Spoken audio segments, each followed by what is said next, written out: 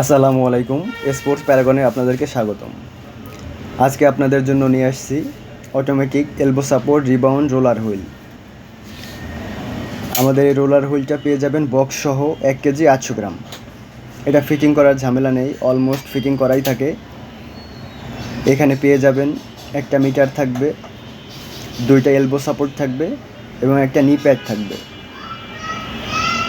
এখানে একটা ক্যাটালগ দেওয়া থাকবে। এটা অলমোস্ট ফিটিং করাই,